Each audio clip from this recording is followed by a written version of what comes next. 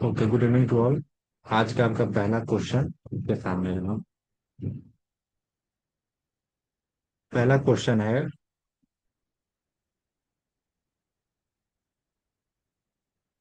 एक मिनट, हाँ। पहला क्वेश्चन क्या है आपके सामने कि एक ही काल क्रमिक क्या है, एक ही काल क्रमिक आयु के दो व्यक्तियों की शारीरिक आयु भिन्न भिन्न हो सकती है। पहला ये है, असर्शन ये है, और दूसरा आपका क्या है, रीजन। रीजन क्या है कि मानसिक आयु जीवन काल के वर्ष के बजाय बौद्धिक कार्य प्रणाली पर निर्भर करती है।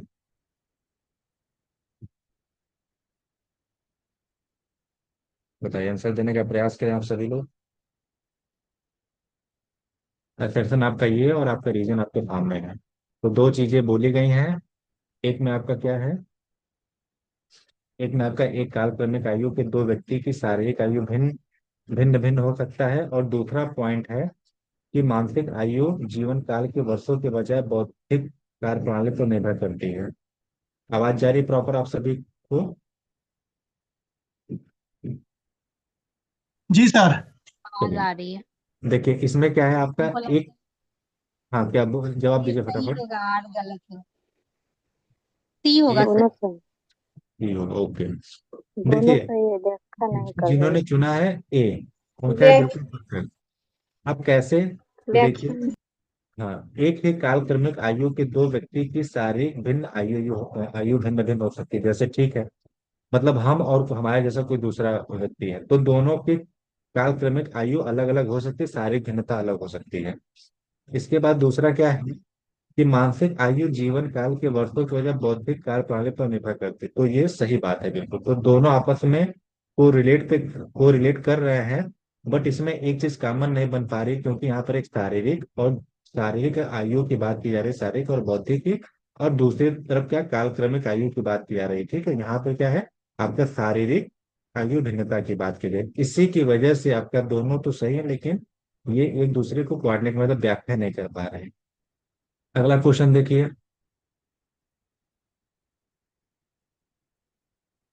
अगला क्वेश्चन क्या है कि शारीरिक आयु में गिरावट मुख्य रूप से सहन शक्ति पर आधारित खेल प्रदर्शन को प्रभावित करती है। दूसरा आपका पॉइंट है, बढ़ती आयु के साथ एरोबिक क्षमता और ऊर्जा प्रणालियों की दक्षता कम हो जाती है। क्या आप दोनों से सहमत हैं या नहीं?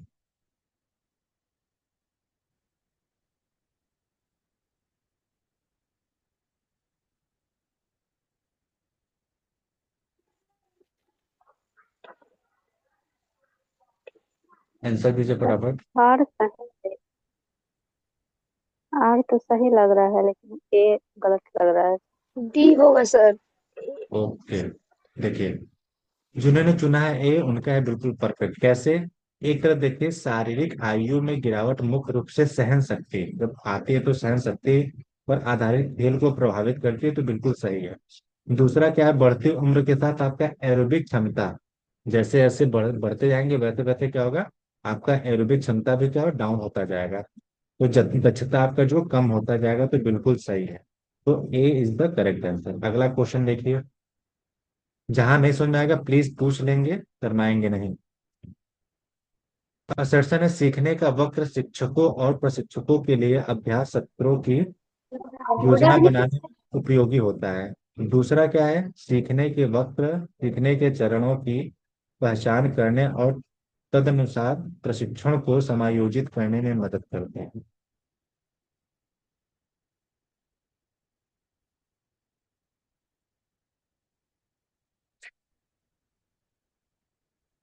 इन दोनों का आंसर बताइए क्या होगा। तो सीखने का जो वक्र शिक्षकों और दोनों प्रशिक्षकों सही के है। लिए अभ्यास सत्र की योजना बनाने में उपयोगी होता है, ये तो बात बिल्कुल सही है। और रीजन क्या, दोनों सही है। सीखने के चरणों की पहचान करने और तदनुसार प्रशिक्षण को समायोजित करने में मदद करता है। तो दोनों आपस में सही है और एक दूसरे को क्या कर रहे हैं, वो रिलेट कर रहे हैं। व्याख्या भी करना।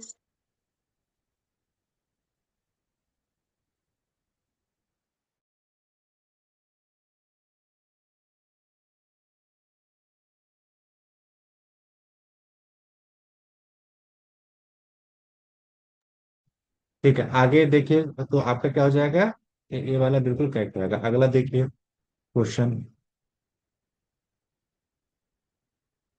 अगला क्वेश्चन आपको क्या, कौन सी मांसपेशी गुरुत्वाकर्षण विरोधी नहीं है। ठीक है, कौन सी मांसपेशी गुरुत्वाकर्षण विरोधी नहीं है। ध्यान से पढ़िएगा और आंसर देने का प्रयास करिएगा।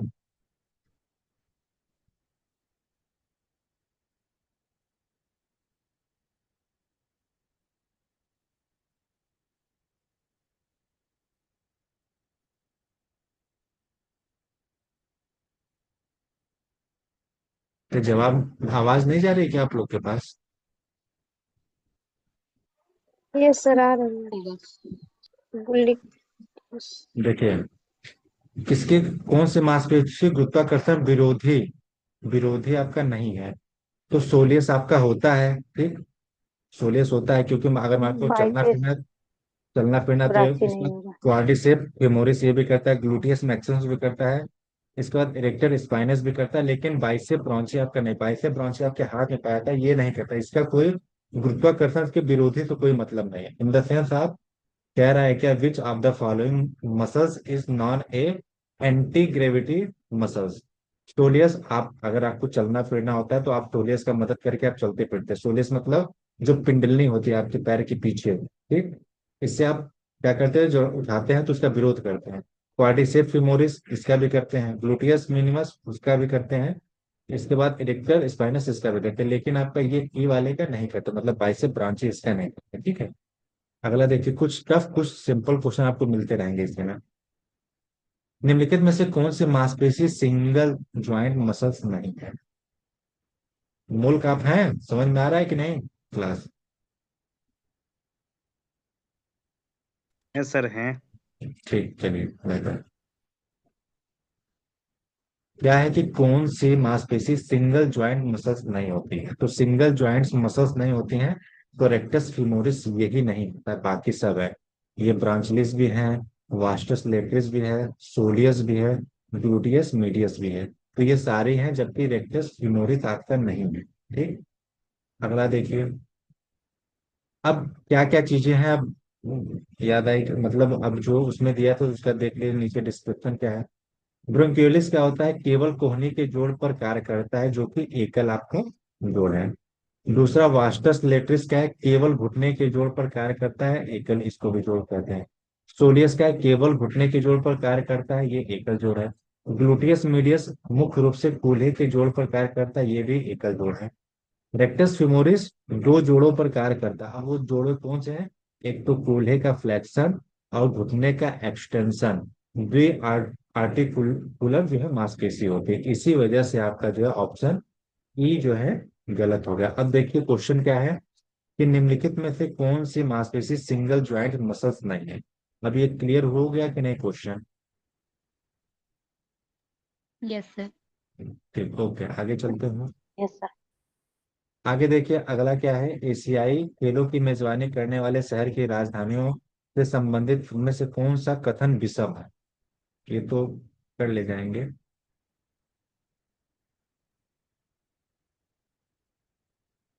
बताइए। ये ये बिल्कुल परफेक्ट है, ये आपने चुना है तो डी बिल्कुल होगा सर। perfect है। ठीक है, क्यों, क्योंकि टोक्यो में हुआ है, बैंकॉक में हुआ, जकार्ता में और नई दिल्ली में, वो भी हुआ क्या है, तो आपका एशियाई खेल हुआ है। तो इन शहरों के राजधानियों में हो चुका है, लेकिन ग्वांगझू चीन में आपका नहीं हुआ, चाइना इसमें नहीं हुआ है। आगे देखिए, अगला क्वेश्चन क्या है कि इनमें से कौन सा विकल्प मनोरंजन के उद्देश्य से भिन्न है। मतलब ऐसा कौन सा पॉइंट है जो मनोरंजन के उद्देश्य से भिन्न, मतलब रिक्रिएशन से भिन्न है।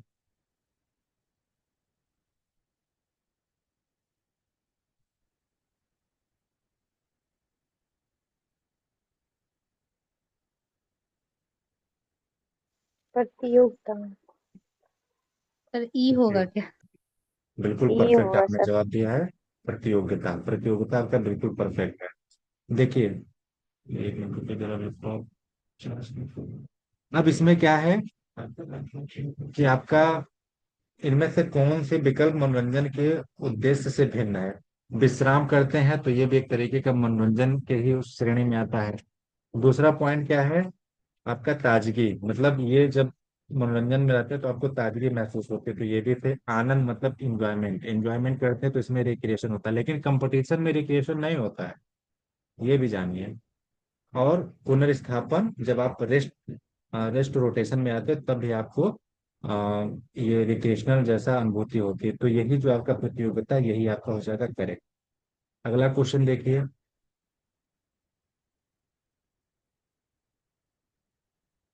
हाई जंप तकनीक के संबंध में निम्नलिखित में से कौन सा अजीब है, मतलब हाई जंप में कौन सा प्रयोग नहीं किया जाता है। तो मैं बता दूं आपको, फॉसबरी फ्लॉप किया जाता है, फॉसबरी वेस्टर्न रोड किया जाता है, स्टडर किया जाता है, सीजर्स किया जाता है, हिस्टिक किस में किया जाता है बताइए।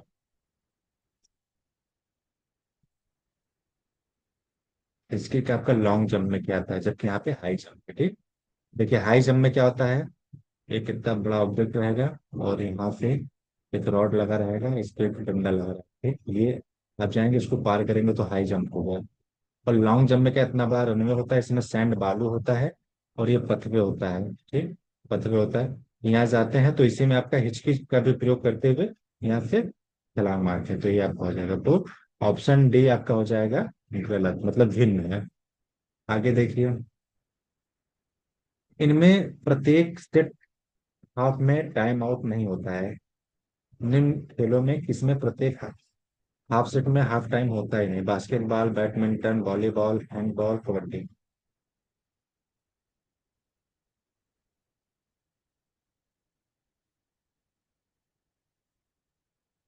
हैंडबॉल। नहीं, बास्केटबॉल में होता है, वॉलीबॉल में होता है, हैंडबॉल में होता है, कबड्डी में होता है, जबकि आपका बैडमिंटन इसमें नहीं होता है, ठीक। इसमें सेट हॉप में कोई टाइम कोई नहीं होता है। अगला क्वेश्चन देखिए, बहुत ही अच्छा क्वेश्चन होगा। देखिए, एज ए कोच, कोच के पेशेवर कर्तव्य के संदर्भ में गलत जोड़ी की पहचान करना। पहला है ऑप्शन, प्रशिक्षण कार्यक्रमों की योजना बनाना, यानी कि वार्षिक और समयबद्ध। दूसरा है खिलाड़ियों को प्रेरित करना, मनोवैज्ञानिक सुदृढ़ीकरण। तीसरा, टीम का चयन पूरी तरह से प्रबंधक की जिम्मेदारी। डी, कौशल सुधार, जैव यांत्रिकी विश्लेषण। ई, सुरक्षा पर्यवेक्षण, चोट की रोकथाम। इसमें से कौन सा कोच के पेशेवर का कर्तव्य के संबंध में जो है जोड़ी गलत है, मतलब ये कोच के उसमें दायरे में नहीं आता है।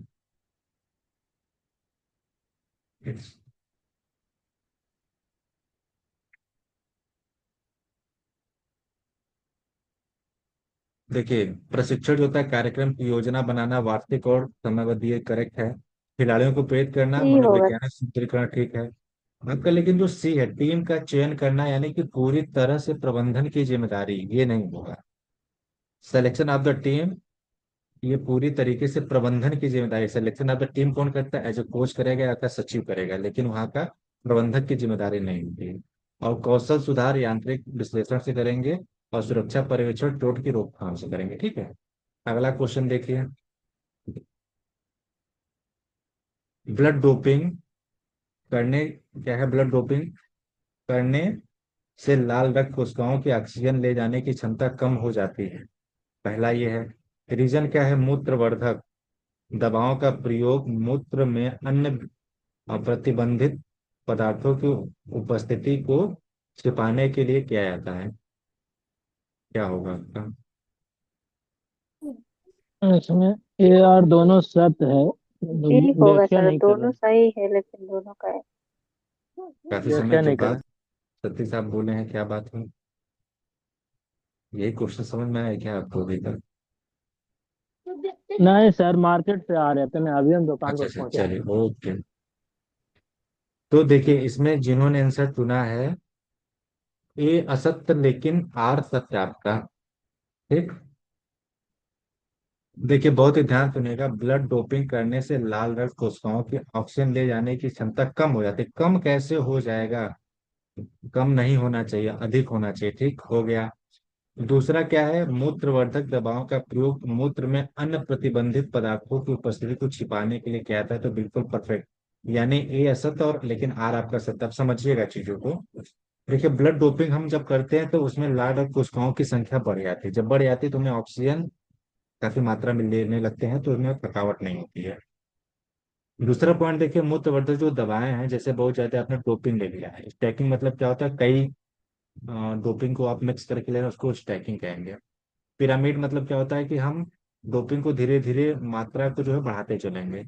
और जब कोई आप डोपिंग में कोई दवा ले लिए हैं, और इसमें क्या होता है कि जब डायरेटिक्स आप खा लेते हैं या मूत्रवर्धक दवा जिसको बोलते हैं, जब खा लेते हैं तो वो क्या करता है, बहुत ज्यादा यूरिन पास होगा, मतलब पेशाब बहुत ज्यादा क्लियर करते हैं। तो उससे क्या होगा, जब टेस्ट में जो सैंपल लिया जाएगा उसमें वो नहीं आएगा क्योंकि उसने ब्रेड में डोपिंग लिया है। ठीक, तो आपका हो जाएगा ए करेक्ट, डी करेक्ट हो जाएगा।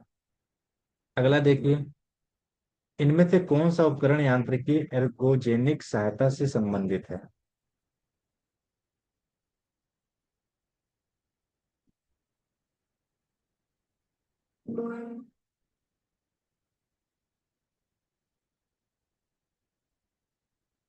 डी। और बाकी लोग आंसर दें।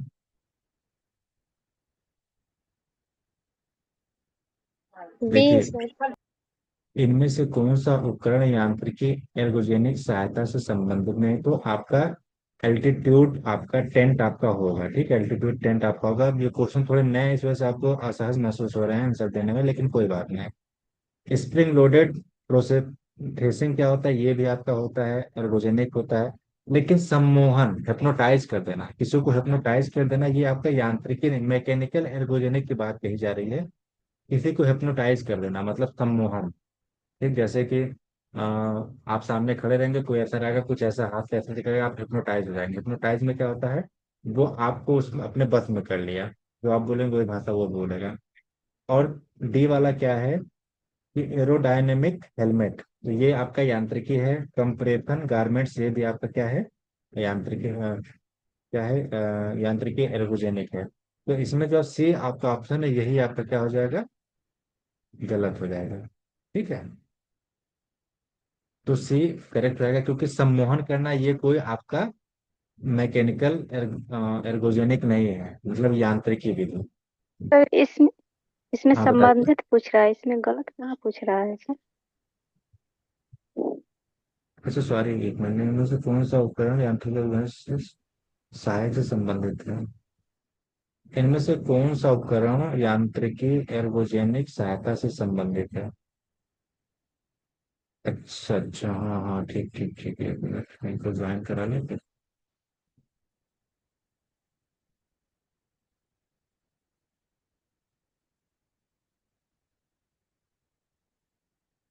ठीक, हाँ तो बिल्कुल सही है, लेकिन आंसर ये भी सही है आपका कि इनमें से कौन सा यांत्रिकी एर्गोजेनिक सहायता से संबंधित है, तो आपका हो जाएगा सम्मोहन, आपका करेक्ट रहेगा। ठीक है, आंसर वो आपका बिल्कुल सही है।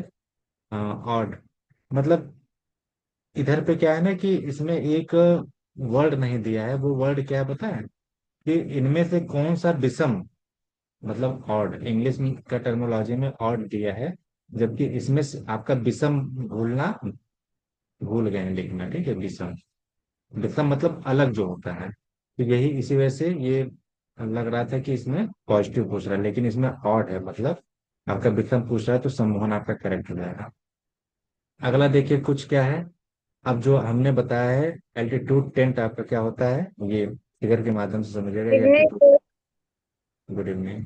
इसके बाद स्प्रिंग लोडेड प्रोथेसिस आपका ये होता है, मतलब आप पैर ऊपर देख रहे होंगे कि पैर, एक पैर नहीं है, लेकिन उस पैर में जो है वो यांत्रिकी का सहायता इन्होंने लिया है चलने के लिए। एल्टीट्यूड टेंट में क्या होता है कि वो, ये आपका एक बंद रूम है। ठीक, बंद रूम है, बंद रूम में साइकिल चला रहे हैं, तो क्या हो रहा है, हम एल्टीट्यूड ट्रेनिंग कर रहे हैं एक तरीके से।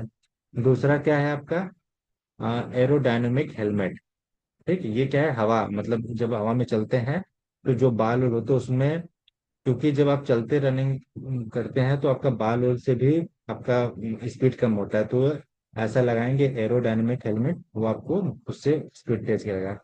कंप्रेशन जो है गारमेंट्स, एक हो गया जो बिल्कुल बॉडी में फिट होता है। ठीक है, तो ये आपका क्या हो गया, कुछ आपके एर्गोनिक यांत्रिकी एर्गोनिक एड्स हो गए। आगे देखिए, प्रशिक्षण भार के चक्रीय परिवर्तन के संदर्भ में विषम पद ज्ञात कीजिए।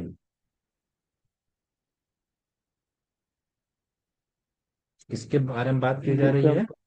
आपका ट्रेनिंग लोड विषम के बारे में बात की जा रही है। तो जहाँ पे ट्रेनिंग लोड होता है वहां पे आयतन होगा, वहां पे घनत्व। तीव्रता होगा, वहां पे घनत्व होगा, वहां पे आवृत्ति होगी, लेकिन वहां पे फ्लेक्सिबिलिटी की कोई बात नहीं की जाएगी। ठीक, फ्लेक्सिबिलिटी लचीलापन। की कोई बात नहीं आएगी। तो आपका हो जाएगा ऑप्शन डी करेक्ट है। अगला देखिए, निम्नलिखित में से कौन सा अजीब है?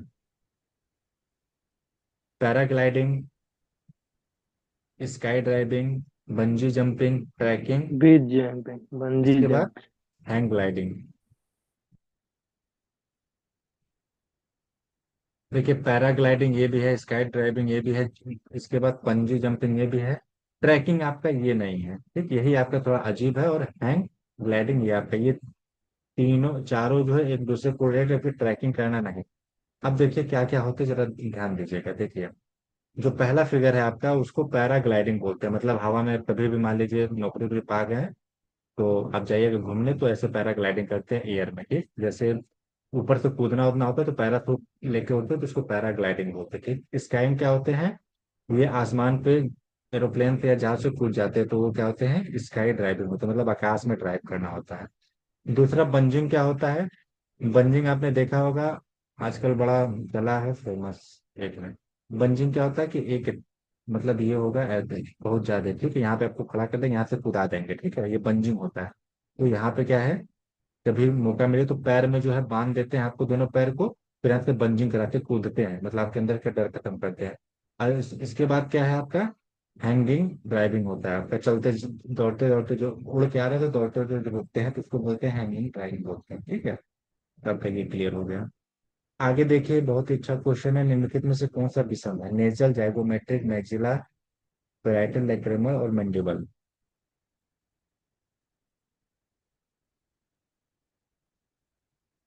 इस क्वेश्चन को देखने के बाद क्या समझ रहे हैं आप? नेसल। ये सब क्वेश्चन बड़ा बढ़िया क्वेश्चन है सर, बड़ा टफ हो। टफ नहीं है। ई होगा सर। पेरियाइटल। डी होगा क्या सर? डी होगा। आपने आंसर तो बड़ा अच्छा दिया है और करेक्ट भी दिया, लेकिन आपने क्या सोचा है क्वेश्चन में? लैक्रिमल आंसू से है, मैंडिबल जबड़ा से, मैक्सिला है यस सर। हम्म नेजल।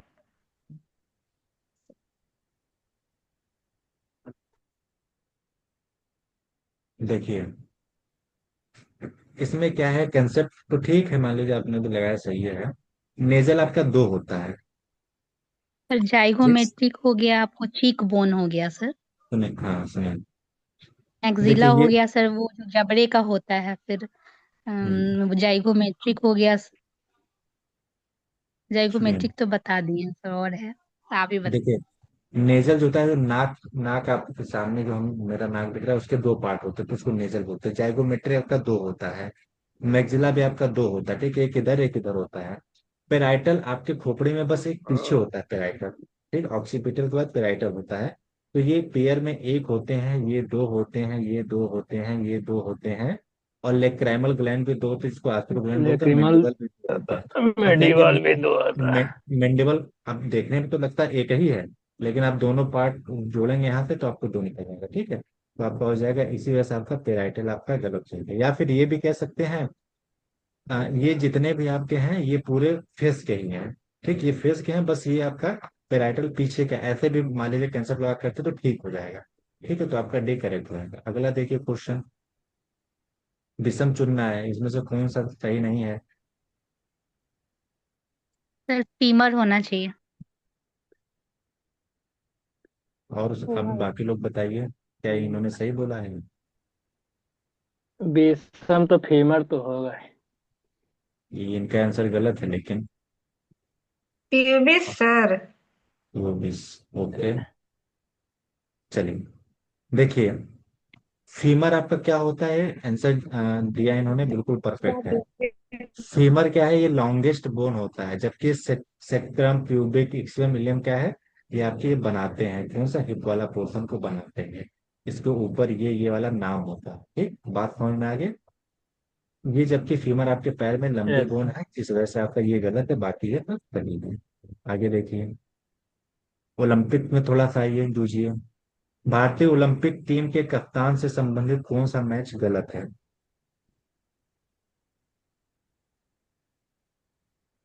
अब ये तो पकड़ नहीं पाएंगे, या तो याद हो या तो ठीक है। देखिए बता देते हैं, 1928 एम्स्टर्डम में हुआ था। जयपाल सिंह मुंडा बिल्कुल परफेक्ट ये हैं। 1932 ध्यानचंद्र 1924। बता रहे हैं क्या? नहीं सर बोलिए। कहे बोल रहे हैं? 1932 में लॉस एंजल्स यूएसए में, जो कि रूप सिंह इनके कप्तान थे, मतलब हॉकी के कप्तान की बात की जा रही है। रूप सिंह यहाँ पे आपके नहीं होंगे, ठीक। ये आपका गलत हो जाएगा, लॉस एंजल्स में। इसके बाद 1936 में ध्यानचंद्र हो जाएंगे। 1948 में किशन लाल हो जाएंगे। 1932 में हेलेंस्की केडी सिंह बाबू आपके करेक्ट हो जाएंगे। आगे देखिए अगला क्वेश्चन। अगला क्वेश्चन है कि निम्नलिखित में से कौन सा युग्म गलत है?